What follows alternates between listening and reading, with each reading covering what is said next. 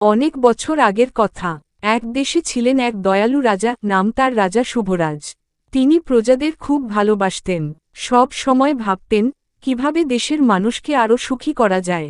একদিন সকালে রাজা বাগানে হাঁটছিলেন। হঠাৎ দেখতে পেলেন কিছু ছোট ছোট শিশু গাছের নিচে খেলছে। তারা খুব আনন্দ করছে, কেউ দৌড়াচ্ছে, কেউ লুকোচুরি খেলছে। রাজা মুচকি হেসে বললেন, বাহ, তোমরা তো খুব মজা করছো, কিন্তু গাছের নিচে তো অনেক পাতা পড়ে আছে, কেউ পরিষ্কার করছে না কেন? একজন সাহসী বাচ্চা এগিয়ে এসে বলল, রাজামশাই, এটা আমাদের খেলার মাঠ, কিন্তু এখানে কেউ পরিষ্কার করে না। আমরা ছোট, আমাদের পক্ষে সব সময় পারা যায় না। রাজা চিন্তায় পড়লেন।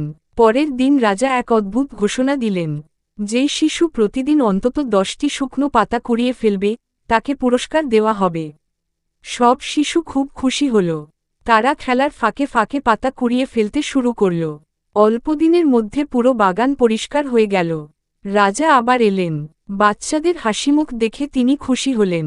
তিনি বললেন, তোমরা সবাই ছোট হলেও দেশের কাজে অংশ নিতে পারো। এই বাগান এখন তোমাদের জন্য গর্ব। তিনি সবাইকে চকোলেট ও খেলনার উপহার দিলেন।